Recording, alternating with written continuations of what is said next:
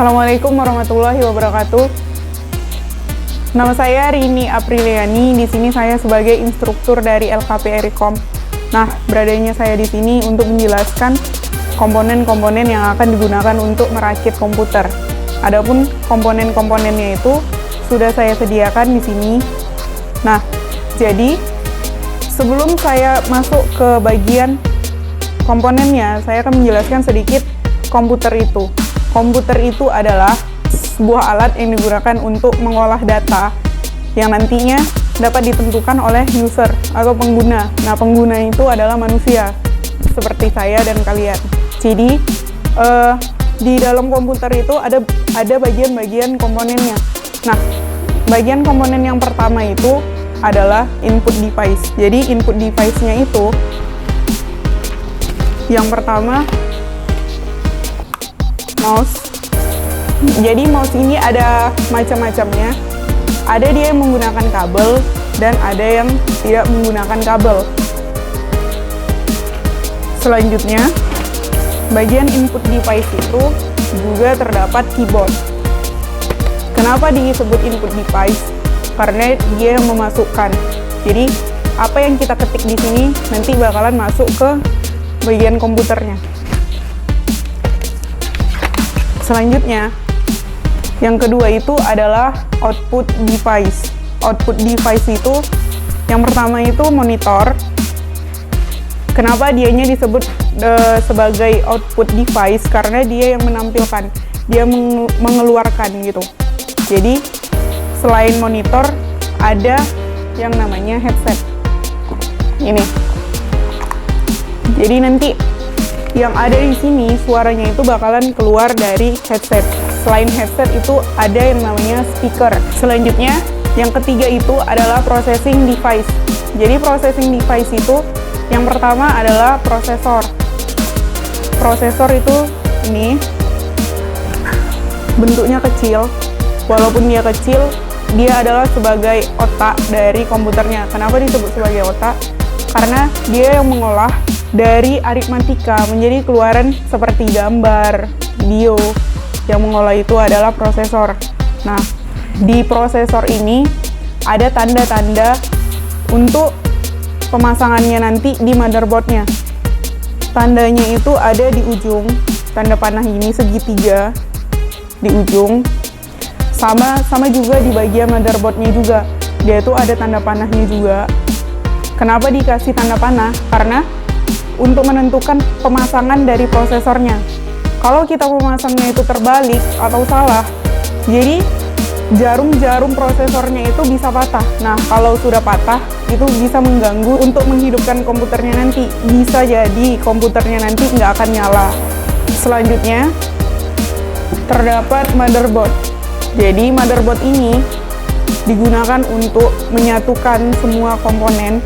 Jadi semua komponen itu nanti bakalan menyatu di sini di bagian-bagian motherboardnya. Jadi ada bagian-bagian untuk meletakkan RAM, menghubungkan motherboard dengan hard disk, prosesor, dan juga power supply.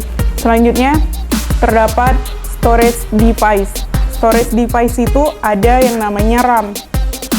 Ini RAM ini banyak jenisnya. Dan yang saya gunakan ini RAM dengan jenis DDR2, kapasitasnya 1 GB. Jadi RAM ini digunakan untuk penyimpanan sementara, yang nantinya kita dapat melihat data secara acak. Yang kedua itu adalah hard disk. Jadi hard disk ini itu juga terdapat banyak jenis. Hard disk yang saya gunakan ini, dia memiliki kapasitas itu 320 GB. Jadi hard disk ini tuh ada dia dari 80 GB sampai 2 TB. Mungkin ada yang lebih lagi gitu. Nah, selanjutnya di sini saya ada fan atau heatsink. Fungsinya ini untuk mendinginkan prosesor. Nah, jadi supaya prosesor ini tidak panas gitu. Kalau misalnya kita nggak menggunakan ini, komputer tidak akan nyala. Di dalam prosesor itu kita menggunakan yang namanya thermal pasta. Jadi thermal pasta ini ada banyak macamnya. Ada yang dianya langsung disuntikan, jadi kita tinggal memberikan sedikit aja di atas prosesornya, atau yang seperti ini di dalam botol kecil. Jadi bebas mau menggunakan yang mana aja. Selanjutnya saya menggunakan obeng plus minus ini. Kenapa saya menggunakan obeng plus minus? Karena di sini ada magnetnya juga, jadi gampang untuk mengaitkan bautnya ke bagian-bagian yang sudah ditentukan. Jadi di bagian obeng ini, bagian minusnya itu yang dia gepeng seperti ini, dan bagian plusnya itu yang berbentuk seperti bunga. Oke, selanjutnya saya juga ada kabel T. Kabel T ini digunakan untuk merapikan kabel. Jadi kabel itu kita satukan supaya nggak mengganggu komponen-komponen yang ada di dalam PC-nya nanti. Gitu. Nah, kita juga memerlukan kuas. Kalau kita baru beli komponen-komponen PC-nya nih, oke, dia masih rapi, masih bersih gitu kan. Nah, kalau kita punya yang sudah lama, ini bisa berfungsi untuk membersihkan keyboardnya, casingnya, dan sebagainya. Ada juga kabel SATA ini. Sebelum saya sudah sampaikan bahwasanya harddisk ini nanti akan terhubung ke motherboard. Jadi untuk menghubungkannya kita memerlukan kabel SATA. Selanjutnya ada casing. Nih, sebenarnya nggak pakai casing juga bisa. Komputer ini bisa nyala, tapi rawan kalau nanti kena air atau misalnya dia gampang berdebu, gampang kotor. Jadi kita memerlukan casing untuk melindungi komponen-komponennya. Sekian penjelasan dari komponen-komponen ini.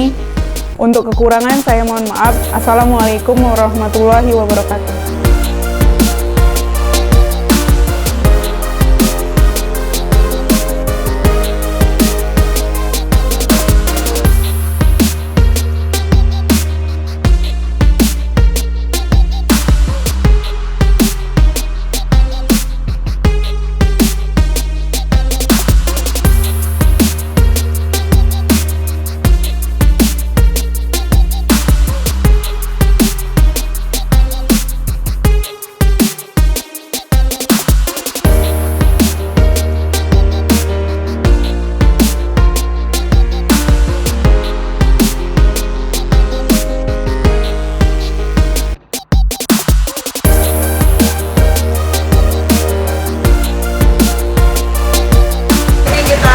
Berdoa bersama sesuai dengan agama masing-masing. Berdoa